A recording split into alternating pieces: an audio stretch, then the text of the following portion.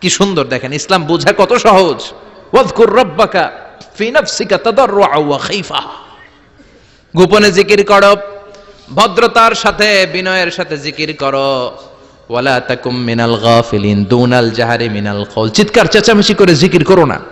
যারা চিকফাল দিয়ে হই হই হই হই করে, আছে না? হই হই হই হই হই হইয়ের ভিতরে আল্লাহর নাম আছে? হ্যাঁ, এই যে হুই হাই হুই হাই এই স্টাইলের যে জিকির, এটার ভিতরে আমার আল্লাহর নাম আছে? আল্লাহর নাম যদি না থাকে ওইটা জিকির হবে? কথা বলেন।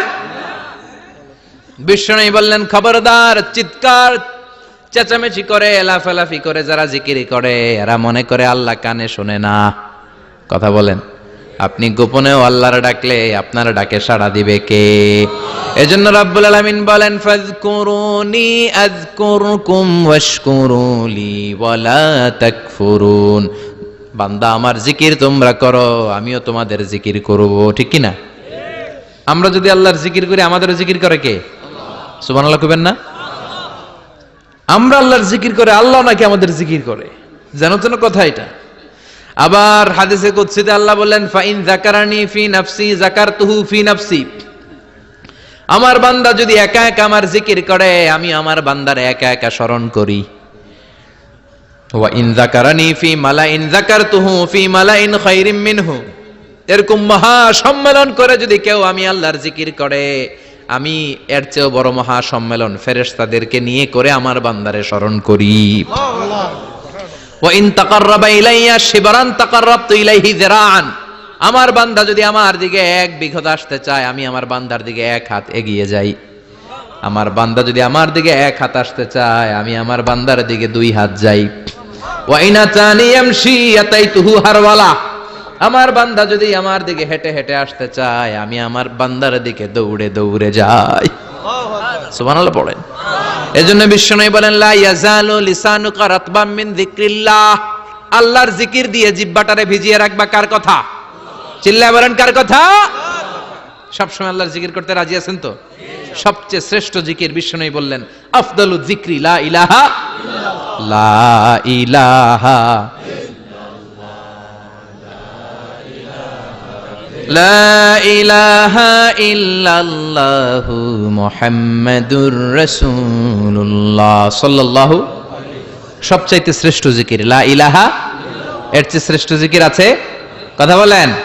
বিশ্বনবী বললেন মান ক্বালা লা ইলাহা ইল্লাল্লাহ সিদকান মিন কলবিহি, একনিষ্ঠতার সাথে অন্তর থেকে কেউ যদি জীবনে একবার বলে লা ইলাহা ইল্লাল্লাহ দাখালাল জান্নাহ, তার যদি পাপ থাকে অন্যায় থাকে ওই পাপ আর অন্যায়ের শাস্তিগুলার পরে কোনো না কোনো দিন আমার ওই বান্দা জান্নাতে ঢুকবে।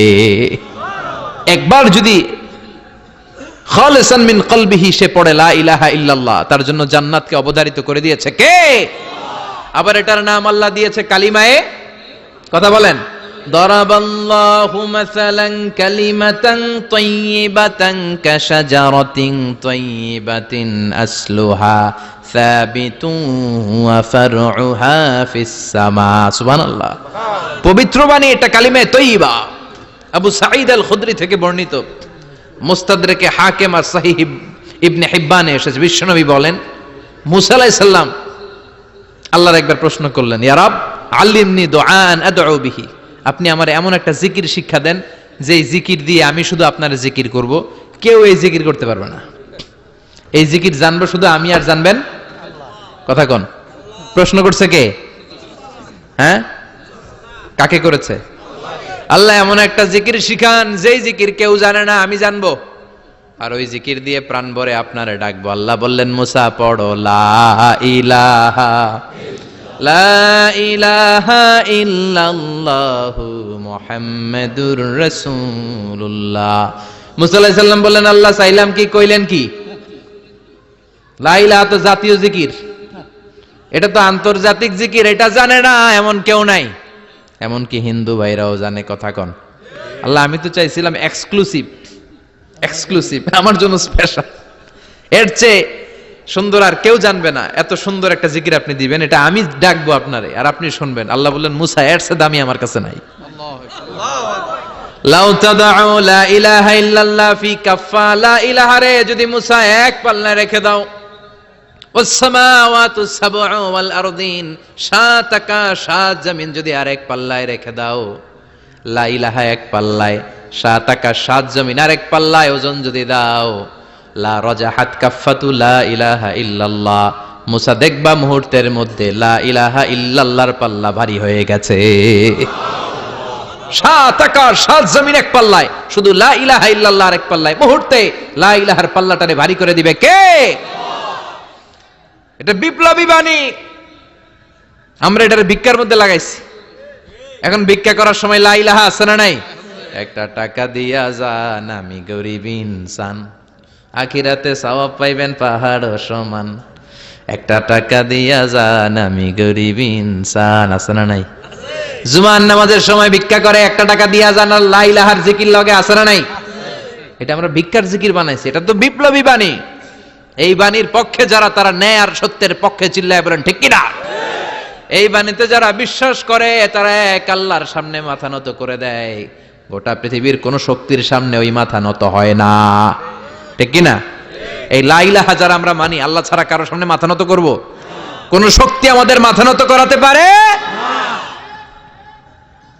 এটা বিপ্লবী বাণী, এটা সংগ্রামী বাণী। এই বাণী এমন বিপ্লব তৈরি করে গোটা বিশ্ব পাল্টে দেয়। এই লা ইলাহার ব্যাখ্যা করেছেন সাইয়্যিদ কুতুব শাহীদ তার তাফসিরে। নাম শুনছেন? কি নাম তাফসিরের? ফি জিলালিল কোরআন। ফি জিলালিল কোরআন লিখে উনি মিশর কাঁপিয়ে দিলেন। তিনি গোটা বিশ্বের জাহালাতকে তার তাফসিরের লেখনীর মধ্য দিয়ে তুলে এনেছেন। আর বলেছেন আল্লাহর আইন ছাড়া পৃথিবীর বুকে কোনো আইন চলবে না। তার তাফসির পরে মিশরের সব যুবকরা রাস্তায় নেমে এলো। আন্দোলনের চোটে পুরো মিশরে উত্তাল গণ আন্দোলন। ইনিল হুকমু ইল্লা লিল্লাহ, আল্লাহর জমিনে আল্লাহর আইন ছাড়া কিছু চলবে না।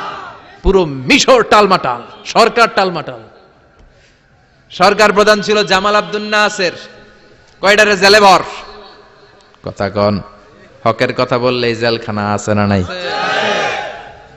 সাইয়্যিদ কুতুব শাহীদের জেলখানায় ভরা হলো। ওনারে জেলখানায় ভরার পরে আন্দোলন আরো 3 গুণ বেড়ে গেল। কায়রোর রাস্তায়, মিশরের রাস্তায় রাস্তায় ইসলাম প্রেমিক, কোরআন প্রেমিক যুবকদের আন্দোলন। পুরো আন্দোলনে মিশর কেঁপে উঠল। মিশর ব্যাপী আন্দোলনের গণজোয়ার। সরকারের অবস্থা খারাপ। সরকার এবার ঘোষণা দিল সাইয়্যিদ কুতুব শাহীদ মিশরের যুবকদেরকে আন্দোলনে ঠেলে দেওয়ার কারণে তাকে মৃত্যুদণ্ড দেয়া হলো। ফাঁসি। যুগে যুগে কোরআনের পক্ষে যারা, এদের কাছে ফাঁসির রশি আছে না নাই? কিন্তু এই ফাঁসির রশিকে তারা থোড়াই কেয়ার করে চিল্লায় বলেন ঠিক কিনা? ফাঁসি। সাইয়্যিদ কুতুব শাহীদের ফাঁসির রায় দেয়া হলো। আদালত থেকে ফাঁসির রায় বহাল রাখা হলো। যেদিন ফাঁসি দেয়া হবে তার 1 ঘন্টা আগের ঘটনা। কারা কর্তৃপক্ষের নিয়ম অনুযায়ী, জেল কোডের নিয়ম অনুযায়ী জেলখানার যিনি ইমাম আছে না, উনি 1 ঘন্টা আগে আইসা এই কালিমা পড়ায়। যারা ফাঁসি দেয়া হবে আরে পড়ায় লা ইলাহা মুহাম্মাদুর। তো সাইয়্যিদ কুতুব শাহীদকেও কালিমা পড়ানোর জন্য ইমাম সাহেব আসছে। ফাঁসির বাকি কয় ঘন্টা, এসে বলে সাইয়্যিদ কুতুব শাহীদ আপনি পড়েন লা ইলাহা ইল্লাল্লাহ। সাইয়্যিদ কুতুব শাহীদ বলে আমারে তুই কালিমা শিখাইস না, আমি কালেমা খুব ভালো জানি। যেই কালেমা পড়ানোর কারণে সরকার তোরে বেতন দেয়, ওই কালিমার ব্যাখ্যা করার কারণে সরকার আজকে আমারে ফাঁসি দেয়।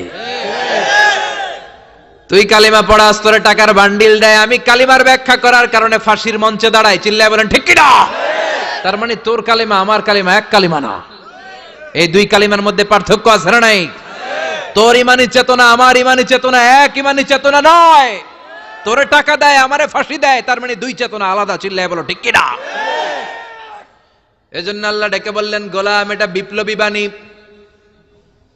এই কালেমার আন্দোলন যারা করে তারা আল্লাহ ছাড়া পৃথিবীর কাউরে ভয় পায় না। আর তারা চায় কালেমার পতাকা পৃথিবীর মধ্যে যেন পথ করে উড়ে, ঠিক কিনা? বাংলার জমিনে কালেমার পতাকা উড়ুক, আমরা চাই কি চাই না? কোন একদিন এ দেশের আকাশে কালিমার পতাকা উড়বে, সেদিন সবাই খোদাই বিধান পে দুঃখ বেদনা ভুলবে কোনো একদিন, এ দেশের আকাশে